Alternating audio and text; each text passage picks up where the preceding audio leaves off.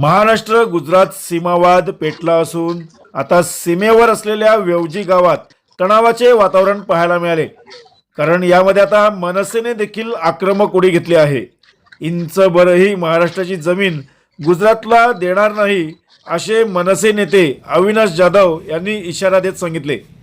पालघर जिल्ह्यातील तलासरी तालुक्यातील वेवजी गाव परिसरात गेल्या अनेक वर्षांपासून प्रलंबित असलेला महाराष्ट्र गुजरात सीमावाद पुन्हा ऐरणीवर आला आहे। या वादात आता महाराष्ट्र नवनिर्माण सेनेने उडी घेतल्याने परिस्थिती अधिक चिघळण्याची शक्यता निर्माण झाली आहे। 10 डिसेंबर रोजी महाराष्ट्र व गुजरात शासनाच्या वतीने सीमावाद सोडवण्यासाठी संयुक्त सीमा मोजणीला सुरुवात करण्यात आली होती। त्यामुळे हद्द निश्चितीबाबत सकारात्मक वातावरण निर्माण झाले होते। मात्र गुजरातकडून महाराष्ट्राच्या हद्दीत घुसखोरी होत असल्याचा आरोप ग्रामस्थांनी केल्यानंतर ही संयुक्त मोजणी तात्पुरती स्थगित करण्यात आली। या पार्श्वभूमीवर सोमवारी महाराष्ट्र नवनिर्माण सेनेचे पालघर जिल्हा अध्यक्ष अविनाश जाधव यांनी वेवजी गावाला भेट देत परिस्थितीची पाहणी केली। यावेळी ग्रामस्थांनी गुजरात राज्याकडून महाराष्ट्राच्या हद्दीत सुमारे 800 मीटर ते 1 किलोमीटरपर्यंत अतिक्रमण करण्यात आल्याचा गंभीर आरोप केला। ग्रामस्थांनी संवाद साधताना अविनाश जाधव यांनी म्हटले की इंचभरही महाराष्ट्राची जमीन गुजरातला देणार नाही असा ठाम इशारा दिला। तसेच गुजरात पोलिसांकडून स्थानिक नागरिकांवर होत असलेल्या कारवाईचा निषेध करत महाराष्ट्र शासनाने सीमावाद तातडीने सोडवला नाही तर या ठिकाणी तीव्र आंदोलन छेडले जाईल असा इशाराही त्यांनी दिला। सीमावादामुळे परिसरात तणावाचे वातावरण निर्माण झाले असून कोणताही अनुचित प्रकार घडू नये यासाठी मोठ्या प्रमाणावर पोलीस बंदोबस्त तैनात करण्यात आला होता। पाहणीनंतर अविनाश जाधव यांनी जाई बोरीगाव येथे भेट दिली। तसेच तलासरीचे तहसीलदार अमोल पाठक यांची देखील भेट घेऊन सीमावादासंदर्भात सविस्तर चर्चा केली। सदर वाद हा तलासरी तालुक्यातील वेवजी ग्रामपंचायतीच्या हद्दीत असून गुजरात राज्यातील उंबरगाव तालुक्यातील सोलसुंबा ग्रामपंचायतीने महाराष्ट्रातील सर्वे नंबर 204 लगतच्या भागात अतिक्रमण केल्याचा आरोप केला आहे। तलासरी उंबरगाव राज्यमार्गालगत असलेल्या या भागाची अधिकृत सीमा अद्याप निश्चित न झाल्याने दोन्ही राज्यांमध्ये दीर्घकाळापासून वाद सुरू आहे।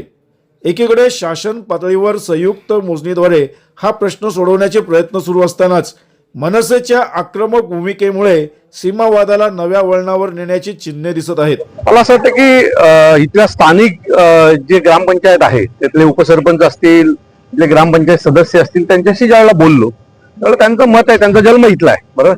ते म्हटले 20 वर्षापूर्वी आमची बॉर्डर इथलं 1 किलोमीटर अलीकडे होती, बरोबर आहे। आता असती ती बॉर्डर आमच्या गावाच्या पुढे निघून गेली।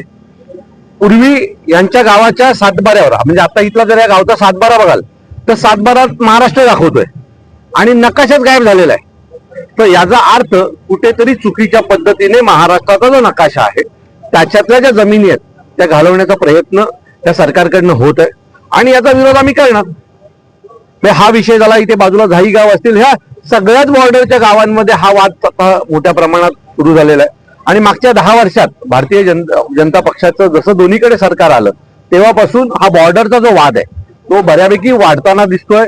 गुजरातची लोक म्हणजे गुजरात सरकार ही आपली बॉर्डर महाराष्ट्रात 1-1, 1.5 किलोमीटरने आतमध्ये करण्याचा प्रयत्न करते। म्हणजे खरं तर हे चीन आणि भारत असा काही वाद नजीकच्या काळात होतोय की काय असा प्रश्न आता या बॉर्डरवर व्हायला लागलेला आहे।